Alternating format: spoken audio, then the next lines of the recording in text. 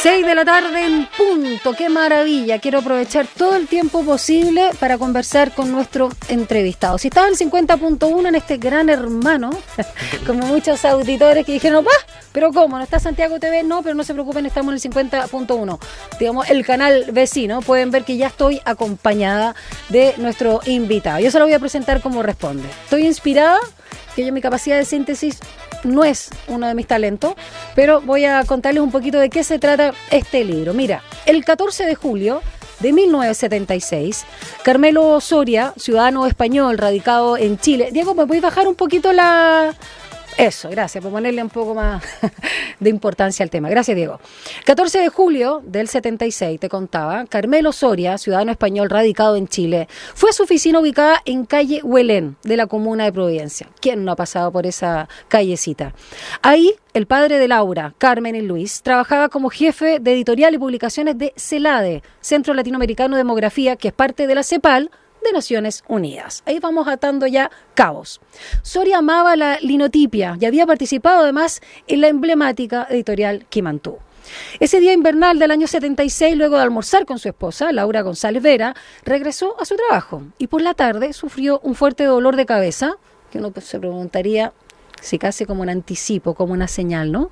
Y canceló una reunión con María Eugenia Arrieta Salvatierra, quien participaba con él en la resistencia a la dictadura de Pinochet. Soria era militante comunista en España y también lo fue en Chile. Y desde el 11 de septiembre del 73 ayudó a muchos perseguidos y perseguidas políticas a conseguir asilo en diferentes embajadas de Santiago.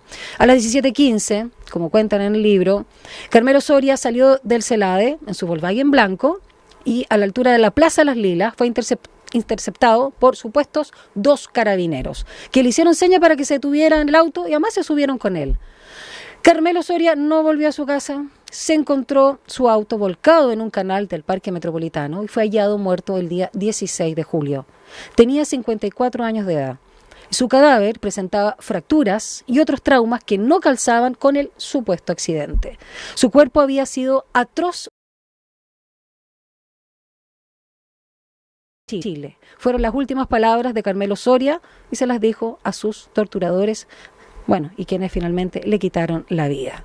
Estamos, y anoten este nombre, porque Sub30, este gran periodista de investigación, Andrés López Aguad, quien es uno de los autores, junto a Camilo Pérez Alvial, de este libro, Carmelo, matar 2 veces a un mismo hombre, editado por Seibo. Bienvenido, Andrés, y desde ya felicitaciones por esta tremenda investigación periodística. ¿Cómo estás? Gracias por la invitación, por el espacio y gracias por la presentación, la más completa que he escuchado en todos los espacios en los que hemos estado. Cuando me inspiro. No, es que de verdad una joya tu libro, muy oportuno.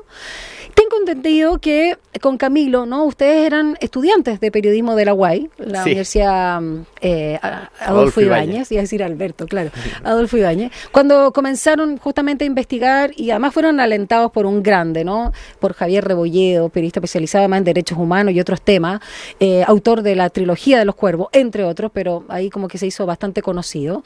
Y para seguir adelante, ¿no? Él los alentó y para que publicaran. Te quiero preguntar un poco, que tú yo sé que lo dijiste en otra entrevista, en Interferencia me parece que fue, ¿por qué? Pero le cuentas a nuestros auditores, ¿por qué eligieron este caso de Camilo Soria? ¿Qué les llamó la atención? Porque hay que obsesionarse para poder mantener una investigación periodística y hechos ocurridos hace casi 50 años. Yo creo que la clave estuvo en la primera entrevista que tuvimos con Carmen Soria, como tú bien decías, hija de Carmelo. La hija del medio. Exacto, la hija del medio, y que un poco es la protagonista de este libro. Sí.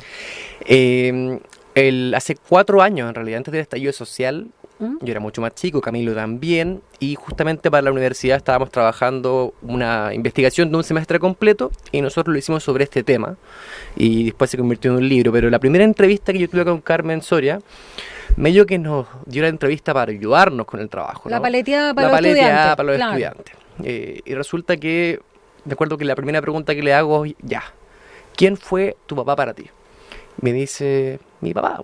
¿Qué más te voy a decir? ¿Cachai? Como si ya está todo contado. Y ese si ya está todo contado a mí y a Camilo nos quedó dando vueltas porque uno la escuchaba con ese enojo que tiene, con los verdugos de su papá, con esa rabia que tiene, con la injusticia que vino después, que uno se da cuenta que no estaba todo contado. que había una historia más grande que se seguía escribiendo hasta el día de hoy, es una historia que se sigue escribiendo. Entonces yo creo que por ahí estuvo como la primera gran llama en el fondo que nos motivó, como tú bien decías, nos obsesionó con Camilo a seguir investigando esta historia. Ahora, no es solo la historia y la investigación periodística que relata el libro de uno de los tantos asesinatos macabros con tortura, secuestro también de por medio, por agentes de la DINA en particular, ya vamos a hablar de ese detalle, pero es la historia también, no es solamente de los crímenes de lesa humanidad o violación de los derechos humanos, sino de la impunidad misma. Sí. Y en ese sentido es porque es un caso que aún no se cierra, como otros tantos, y es un caso que además, si no hubiese sido por la presión política, sobre todo internacional, no nos hubiese llevado a algo que al menos nos quedó en el simbolismo, que fue el llamado caso Pinochet o el arresto de Pinochet. Contemos un poco eso también para que la gente sepa cómo se mueven las piezas también de la vida, ¿no? Bien, siempre nos preguntan por qué el título, ¿no? Como por qué matar dos veces a un mismo hombre. Yo creo que la pregunta que nace de esa respuesta es ¿cuántas veces se puede matar a una persona? Esa es como la tesis central del libro. Y una de esas muertes, la segunda en particular, tiene que ver justamente con la impunidad. Y un poco sin hacer spoiler, la historia de Carmelo Soria, este español, funcionario internacional de Naciones Unidas, asesinado por la DINA en 1976. Recién en el año 90, con el informe RETIC, su caso se pudo abrir. Se supo una pequeña verdad. Se asignó un ministro en visita y en el fondo se empezó a investigar. En el año 93, el primer asesino de la DINA confiesa y entrega a todos sus superiores, que ya vamos a conversar más adelante respecto a quiénes son, pero está todo, digamos, toda la información está sobre la mesa, la evidencia calza con los informes periciales, los informes autopsia, etcétera, y encontramos los primeros pasos de que lo que podría ser una... Ahí es cuando está Violeta Guzmán. Sí, exacto. Ya, que ella es la que hace la pega. Ella es la que hace la pega. La ministra que realmente hace la pega, digámoslo. Exacto. Sí. Y resulta que el año 93, con la información en la mano, digamos, los asesinos confesos, empiezan a aparecer una serie de trabas para que el caso de Carmelo Soria no encontrara justicia, y un poco haciendo el honor a la gran frase del presidente Elwin de toda la verdad y justicia en la medida de lo posible. O sea, el caso de Carmelo Soria es un retrato de la justicia en la medida de lo posible, y hay que tenerlo súper claro, ¿no? El año 96, dos de los miembros de la brigada que asesina a Carmelo Soria son amnistiados. Y la amnistía es un concepto bien interesante que se aborda harto en el libro y que tiene que ver con la impunidad precisamente. Porque, hay que decirlo, los gobiernos de la Concertación, o sea, ni siquiera lo digo yo, el vocero de la Concertación, Francisco Vidal, en su momento decía que el eje de la gobernabilidad de los 90 era precisamente no molestar mucho a Pinochet, ¿ya? Y pasa que la brigada Mulchen, los agentes que asesinaron a Carmelo Soria, eran precisamente muy cercanos a Pinochet. Era una élite, además. Era una élite, digamos. Que custodiaba la seguridad a él también. Exacto. Tenían, digamos, acceso a privilegios, viajes, beneficios económicos. Oficiales de su primer anillo. Si uno ve la foto cuando Pinochet le entrega la banda a Patricio Elwin, ahí hay uno de los agentes junto a él. Entonces, esta serie, digamos, de condimentos llevan a que los gobiernos de la Concertación de la época decían poner un freno de manos en torno a la justicia. Decían promover la impunidad en este caso porque era la manera sobre la cual se podía mantener el orden institucional. O sea, no olvidemos que en esos años, Jaime Lepe, uno de los miembros de la brigada Mulchen que asesinó a Carmelo Soria, era secretario general del ejército, era el número 2 de Pinochet, lo acompañaba a todas partes. Entonces ese es el nivel de cercanía que tenían y ese es el nivel de impunidad que se promovió. Ahora, es interesante eso que tú señalas porque a propósito de esa frase, ¿no?, que ha sido bien difundida, lamentablemente, que creo que no tiene ninguna grandeza, muy por el contrario, es bien mezquina, pero es lo que imperó, ¿no?, la justicia en la medida de lo posible. Hay otra como frase que ustedes rescatan y que tiene que ver a propósito de los poderes del Estado, y en este caso el Poder Judicial. El entonces recién asumido, estamos hablando finales del año 93, ustedes ahí señalan, ministro de la Corte Suprema, que luego fue presidente, 10 años después, presidente de la Corte Suprema, 2003, Marcos Libedinsky, cuando asume, lo primero que toma es la carpeta, ¿no?, de Carmelo Soria, que ya estaba generando bastante ruido, era una piedra en el zapato, aunque esa fue una imagen que usaron para, Sí. para Carmen, la hija de Carmelo. Bueno, y él mantiene la provisión de informar primero a los medios de comunicación sobre este caso, defendió la postura de la justicia militar del sobreseimiento definitivo de la causa por la aplicación de la ley de amnistía, y en una entrevista que ustedes rescatan ahí dice, se sacrifica la justicia en aras de la paz. Exacto. Y es Su hijo era el súper Mercurio, fuerte de que hecho. lo diga, imagínate, un ministro de la Corte Suprema, repito, se sacrifica la justicia en aras de la Exacto. paz, que es como meter la basura, es lo mismo, es una forma más elegante Es una forma más de elegante, decir, ¿no? metamos la basura que no se note debajo de la alfombra. Impresionante. Y en ese sentido, quiero tomar el tema de la ley de amnistía y para que tú le expliques también Sí. a los auditores y auditoras de Frecuencia Pública, Andrés, respecto a lo que implica una figura como la de él y todo lo que pasó entre medio de cómo negaban a propósito de matar también a un mismo hombre, que es una frase que señala Carmen Soria, que ustedes rescatan, la figura de lo que no es amnistiable o perdonable, cuando Claro. es una figura que es de carácter, digamos, internacional o Sí. que pertenece a ese mundo, como él. Hay que ¿Qué es decir lo que que pasa ahí? la ley de amnistía es algo que existe en varios países, ¿no? Que tras una dictadura y un proceso de reconciliación, pero los países serios, digamos, la hacen en democracia, ¿no? Estamos en una democracia, pongámonos de acuerdo sobre cómo avanzamos en Claro. reconciliación. En caso de Chile no. En caso de Chile la amnistía la generó la misma dictadura, es decir, voy a cometer crímenes y me los voy a perdonar yo mismo. Exacto, exacto. Muy al estilo de Claro, Pinochet. Sí. exacto. Y el decreto de ley de amnistía básicamente lo que dice es que se perdonan, se indultan todos los crímenes cometidos entre el año 73 y el año 78. Esa es como la El base. periodo más duro. Exacto, el periodo más duro de persecución de opositores políticos en el momento, ¿no?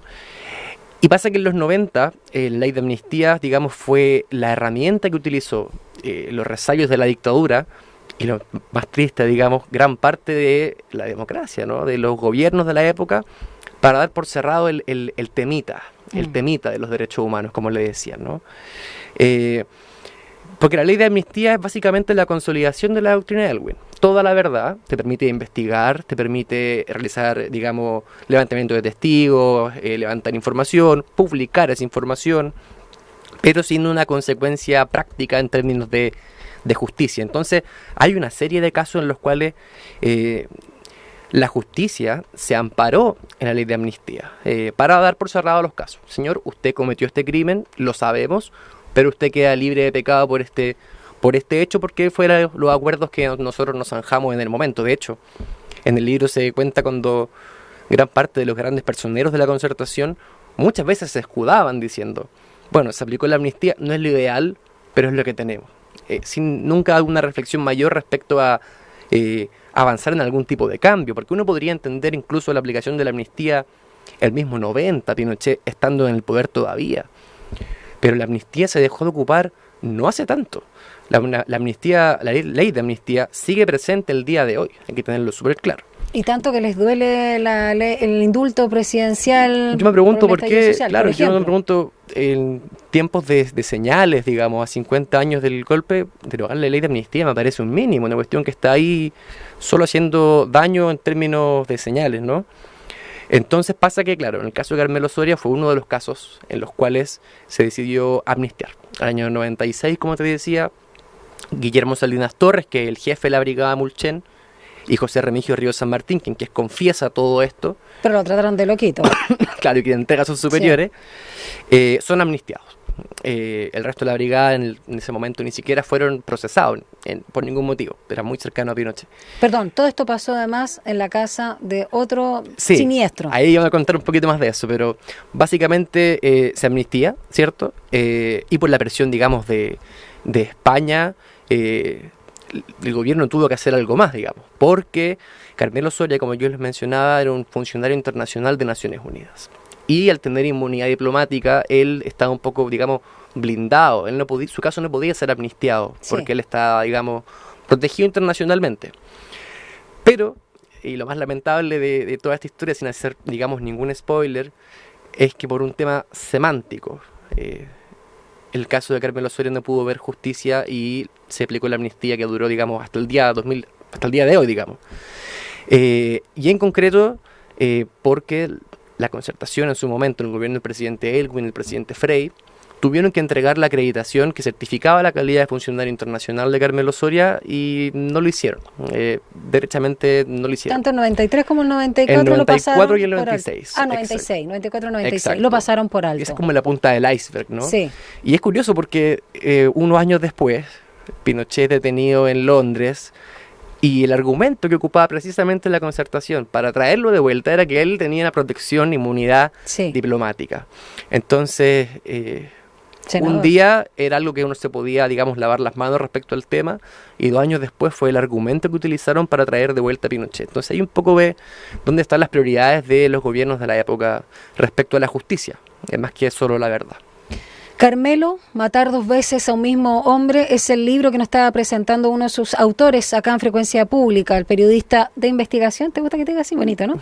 Andrés López Aguad, que en conjunto a Camilo Pérez Alvial estuvieron trabajando poco más de 3 años para dar vida a este libro, que de alguna forma, a propósito del nombre, podría ser una suerte de reparación también de la figura de Carmelo, ¿no? El dar vida a un hombre 2 veces muerto.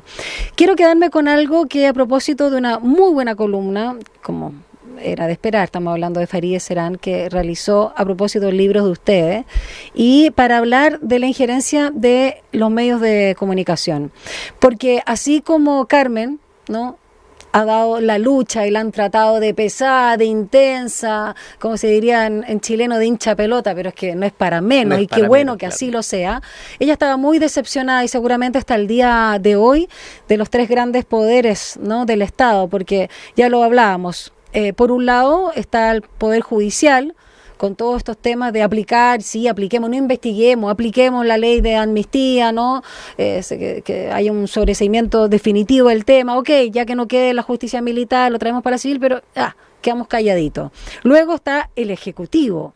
Y acá hay una anécdota que me gustaría que la comentaras, que tiene relación con un expresidente que también está haciendo declaraciones en el último tiempo, que es el presidente Eduardo Frei Ruiz-Tagle, cuando dice, por ejemplo, que no defendió a Pinochet, cumplió con su deber de traerlo y que fuera también procesado en Chile, que era incómodo también ahí la situación, pero que tomó una decisión de Estado. Bueno, esto respecto a Pinochet, también habló de la cárcel, ¿no?, Punta Peuco, pero pasó algo muy curioso porque no recibió a Carmen Soria cuando le pidió una, digamos, audiencia, le mandó una carta, y esto, aquí termino, a propósito del otro poder del Estado, el Congreso, que negó, porque con el sorteo además tocaron puros diputados, ustedes lo dicen, de derecha, afines de alguna forma a la dictadura o lo que estaba pasando en este proceso de transición, donde denegaron la acusación constitucional contra los jueces, ¿no? Sí. Claro, parte de la Corte Suprema que estaban aplicando esto. Ok. Entonces, ese Ejecutivo, cuéntanos por favor la escena que ustedes muestran, que es la desidia total. Sí. Que claro, es una coincidencia, pero es como, por favor, ¿dónde están las prioridades? Exacto. Eso en algún momento del año 96, si no me equivoco. El contexto es que, ya amnistiado el caso, la única herramienta judicial que tenía la familia para avanzar y para poder encontrar un poco de justicia era precisamente acusar a los jueces de la Corte Suprema para poder revocar esto de la amnistía y encontrar en la protección internacional de Carmelo alguna oportunidad. Y Carmen, que era una máquina de escribir, siempre buscando reuniones con distintos actores del espectro político, del mundo cultural. Y para de acá poder, y de afuera, todas las puertas las tocó. En todas partes, sí. Para poder hablar y mostrar, contar el horror que había vivido su padre. Y por supuesto los presidentes de la República eran parte de aquello. Y ella escribió una carta al presidente Aylwin, al presidente Frey.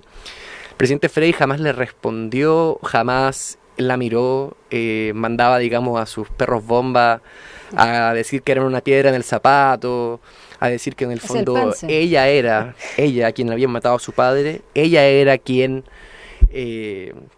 estaba deteniendo en el fondo todo el avance, ¿no? Y ocurre un momento muy tragicómico, diría yo, y es que los mismos días en los que Carmen pide reunirse con el presidente Frey no le responde, y esos mismos días recibe a Coco Legrand, Coco Legrand, que estaba Sale en presentando la tele, su obvio, show todo, claro. Al Diablo con Todo, entonces sale como con unos cuernos. Entonces, mientras Carmen Soria buscaba encontrarse con el presidente para mostrarle su descontento, el presidente se reunía con un humorista disfrazado de diablo. Que un guiño curioso, además, ¿no? Que un De lo que guiño estamos hablando. y muy poco oportuno también Exacto. para lo que estaban viviendo. Entonces, esa es como una caricatura en realidad del compromiso que el presidente Frei tuvo respecto a los derechos humanos, porque no hay que olvidar que Carmen no fue, digamos, la única persona que no recibió. El presidente Frei jamás se reunió con las agrupaciones de familiares detenidos o de ejecutados políticos, y que hoy día esté hablando un poco, reivindicando su obra cuando a 50 años del golpe tiene una oportunidad grande, o ya la perdió en realidad, tuvo una oportunidad para hacerse cargo de los errores que cometieron. Yo creo que ya es demasiado tarde. Andrés, respecto a lo que te comentaba de esta columna de Farideh Serán, a propósito de tu libro y hablar del rol, ¿no? Y una crítica a todos nuestros colegas, nuestros profesores quizás, muchos Claro. de ellos, ¿no? Que estaban en los medios de comunicación y sobre todo aquellos bajo el alero de Agustín Edwards, que por supuesto estamos hablando de todo el grupo del Mercurio y sus bajadas y otros distintos medios, en este caso, bueno, La Segunda y qué sé yo, todos los que también estaban ahí como en vespertino. ¿Qué te pasa a ti? No solo con revisar justamente el ser parte de estos montajes y de ser parte de esta cosa bien macabra, ¿no? Para antes derrocar a Allende y luego mantener en el poder a Pinochet y seguir tratando a los opositores, ¿no? como infrahumanos. Pero ¿qué te pasa a ti hoy, ya que estamos hablando de este binomio de verdad y justicia? Porque yo, así como los médicos tienen un juramento, de una forma implícita, los periodistas tenemos junto a la verdad, pero no puede ir separado de la justicia. O sea, No. nuestro trabajo de hablar con la verdad, el hecho de querer informar, tiene un propósito. ¿Qué te pasa a ti cuando tú, recién saliendo de la universidad, puedo decirlo, ¿no? Pocos 27 años, 27. Felicitaciones. Me encantaría tener un libro publicado y sobre todo esta categoría a los 27 años. Te encuentras con esta situación donde también hay una crisis, una crítica hacia el periodismo. Porque esto viene a decir, oye, todo eso que publicaron era mentira, pero sale, no sé, 46, 47 años después, y a la gente ya le quedó que los de no sé, los del MIR eran tal por cual, los del Partido Comunista, que las colas y el hambre, no, es que hubo sabotajes, está aclarado, los archivos desclasificados, no, pero que, oye, pero si pasa, y sigue la gente, no, que si no había que comer, no, que era un desastre el gobierno ayer. ayer. Publicó el otro día la reunión de Edwards con el Exacto, con pero aunque siga, la gente se quedó con eso porque fue su experiencia, porque aunque fuera un montaje, una mentira, la gente lo vivió así. Y lo mismo con el caso de Carmelo Soria y otros tantos. ¿Qué te pasa a ti como periodista con eso de lo que queda en el papel, ¿no? En esos titulares que ahora son revisados desde las escuelas con mucha vergüenza, pero ya quedó en el imaginario colectivo de las generaciones de tus padres y abuelos? No, completamente. Hicimos sociedad en base a eso. Completamente. O sea, en el libro lo contamos, ¿no? Como cuando uno dice una mentira muchas veces se termina convirtiendo en verdad. Y los medios grandes, el duopolio en la época, fue un poco lo que hicieron. El caso de Marta Ugarte es un buen caso. Y el caso de Carmelo Soria, el crimen de pasión, Crimen o pasional, la Lumi Videla. Lumi Videla, el caso de Carmelo Soria también. O sea, este tipo, para los medios de la época, era un tipo despechado por el amor. Ah, de veras, el que se va a montaje. jugar al Ufa. casino, a tomar alcohol hasta olvidar, y curado en el fondo se cae por el cerro. Y esa fue la historia que fabricó, hay que decirlo, la dictadura.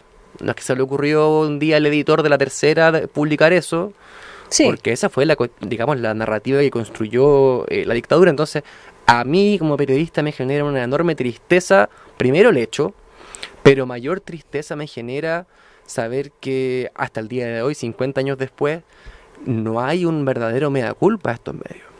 Porque creo que incluso manteniendo su postura de relativizar, incluso en la trinchera del negacionismo, podrían reconocer algún tipo de cosas. O sea, personajes políticos de lo más cercano a la dictadura han sido capaces de reconocer cosas que ellos pensaban en su momento que eran A y hoy día se dan cuenta que eran B, a pesar de su pinochetismo recalcitrante, ¿no?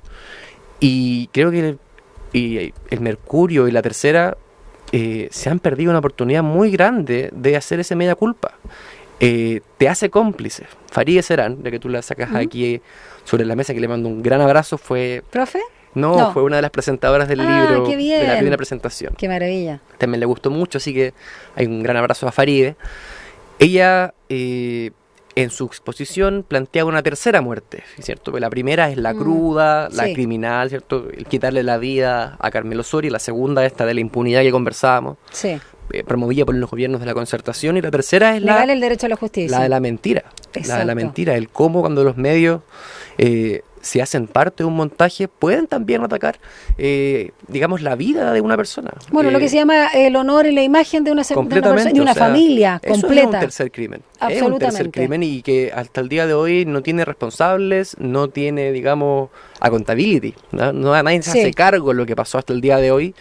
Y por supuesto que los tiempos han pasado, los medios han cambiado, pero esa responsabilidad es una mochila negra que la Tercera y el Mercurio cargan hasta el día de hoy, y que le quedan menos de 40 días para poder hacerse cargo, para marcar un antes y un después en el periodismo chileno, que digámoslo, está bastante mal traer justamente por ese tipo de cuestiones y situaciones tan negativas como la mentira.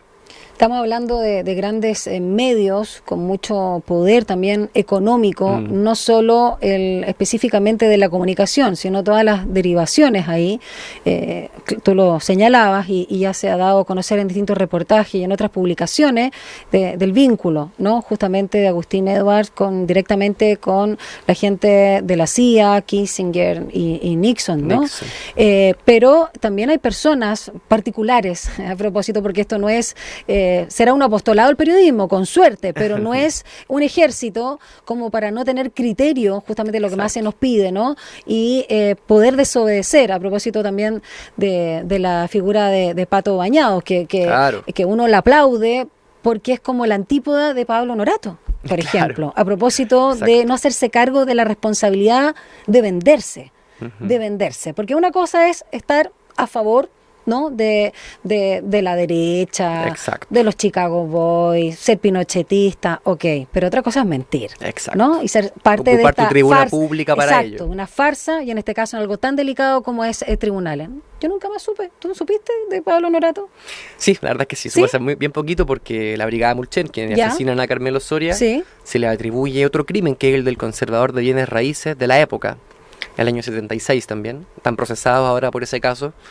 Y uno de los que interroga a la justicia del día de hoy fue Pablo Norato, que justamente cuando asesinan al conservador fue uno de los que estaba repitiendo la versión oficial de la dictadura en la época. Entonces, el nombre Pablo Norato me saltó hace poco sobre mi escritorio. Te tengo una buena noticia. La Corte Suprema confirma el desafuero de la diputada Cordero. Ya.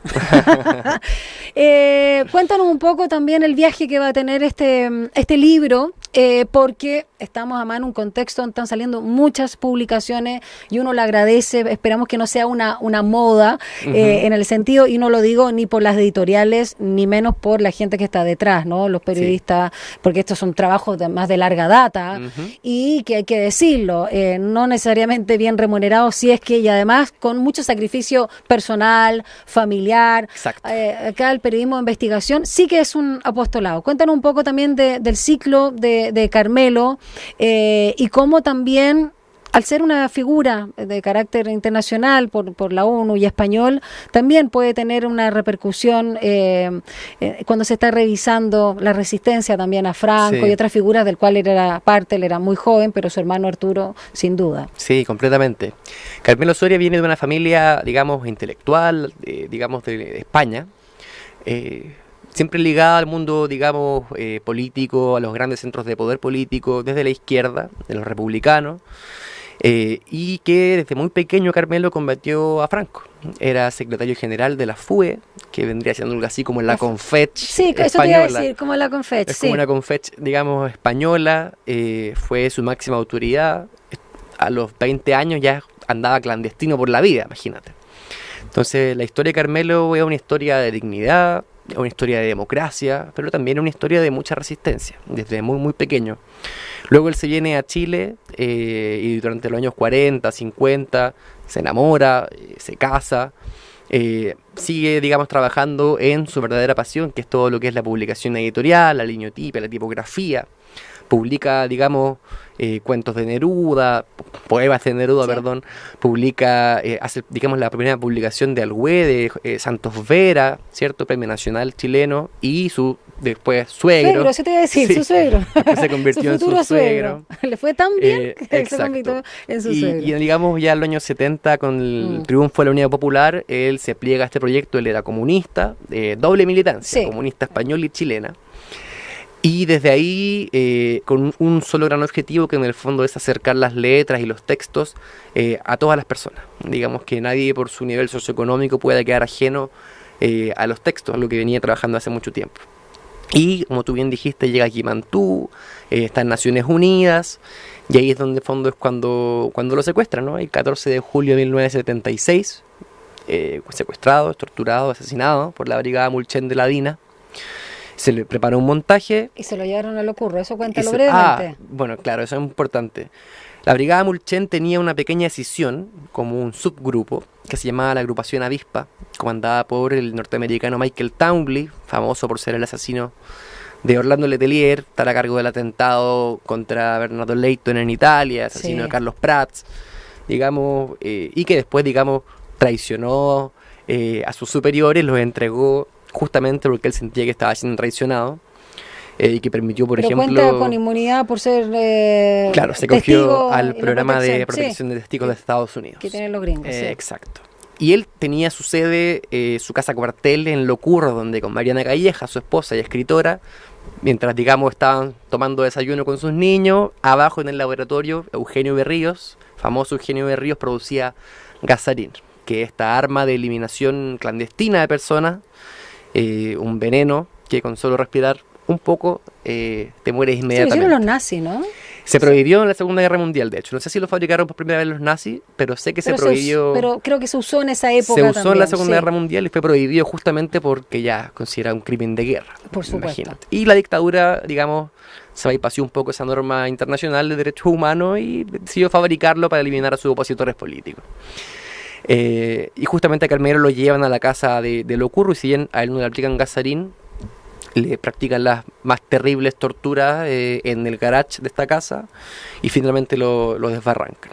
Luego viene un periodo largo en el cual su familia se va a España, porque tras el crimen de Carmelo los agentes no se quedaron ahí, sino que se dedicaron a hostigar a la familia. Amenazándolos de muerte. Los llamaban por teléfono, les decían comunista concha de tu madre, te vamos a matar, les golpeaban, digo, las persianas con palos de escoba, No lo dejaban dormir. le hacían pipí en el patio, no, una cuestión atroz. Y eso llevó a que Laura, esposa de Carmelo, viuda de Carmelo, decidiera llevarse a sus 3 hijos, Laura, digamos, Soria, una de 18, Carmen Soria, 16, y Luis Soria, de 11 años. Se los llevan a vivir a España, y es una familia que crece torcida finalmente, ¿cachai? O sea, con el fantasma de no entender qué está pasando, de qué le pasó a mi papá a los 11 años, ¿cachai? Luis Soria me decía en una entrevista que se preguntaba por qué todos lo odiaban, sus vecinos. ¿Será que nosotros somos los malos? Decían, no entendía. ¿Cómo se le explica a un niño de 11 años que a tu papá lo mataron por pensar distinto? Es una cuestión muy, muy horrorosa, ¿cachai?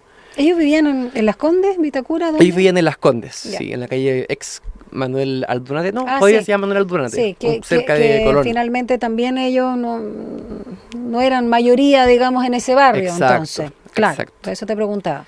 Y con todas las, digamos, trabas que encuentra la familia en Chile en los 90, el año 96, surge la primera luz después de la sombra. Y es que si bien se amnistía el caso, en Chile la familia recibe un contacto desde España para poder abrir una causa, algo grande, le dicen a la familia. A partir del caso de Carmelo Soria, que estaba por cumplir 20 años y podía ser amnistiado, entonces, o sea, digamos, podía prescribir.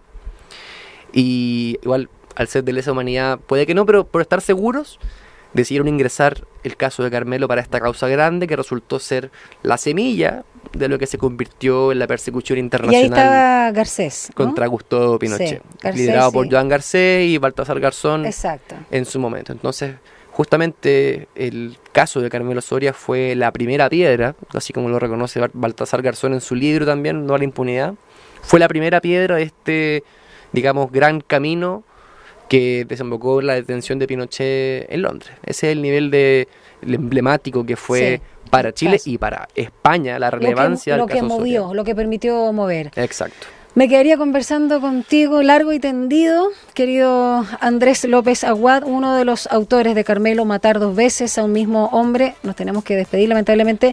Quiero que, recomiendes el libro y sobre todo para las nuevas generaciones, porque, insisto, tus padres, tus abuelos y otras generaciones, digamos, que vivieron en esos años, saben perfectamente lo que hay detrás, quién fue Carmelo Soria, pero pensando en quienes están hoy formando esta sociedad, quienes están también en los medios de comunicación y también los lectores, nosotros la responsabilidad que tenemos para no dejarnos embaucar por mentiras, por situaciones que lo único que hacen es denostar a otros por pensar distinto. Todo tuyo, mira, esa es tu Gracias. cámara, del Gran Hermano. Del Gran Hermano, sí, bueno, este libro yo creo que a nivel contextual de los 50 años muy importante, precisamente porque cuenta una historia linda. Una historia linda, como les decía, de mucha resistencia, de mucha democracia, de mucha dignidad, pero también cuenta una historia triste, una historia de impunidad, una historia de desacato, una historia de injusticia. Y Carmelo, Matar dos veces a un mismo hombre, va un paso más allá, se escapa de los tomos judiciales, se escapa de la declaración fría y trata de ponerle rostro. Trata de ponerle rostro justamente a esa historia linda y también a esa historia mucho más cruda y desgarradora que a 50 años del golpe militar son más urgentes que nunca de revisar. Esa es la invitación que hacemos con Camilo, a que se embarquen en esta historia. Que Saluda también- a Camilo, porque tú eres como el vocero. Sí, bueno, saludo a Camilo, ahí mi coautor. Eso. La historia de Carmelo Soria es también la historia de nuestro país. Es un retrato y para conocernos justamente hay que conocer estas historias también. Eso, muchas gracias. Gracias por a el ti, espacio. André, y felicitaciones. Gracias. Espero seguir leyendo de tus libros y tus investigaciones. Gracias. Que te vaya muy bien. Son las 6:37 y acá en Frecuencia Pública vamos con música a propósito de la locura. Vamos con Madness y esto es Our House.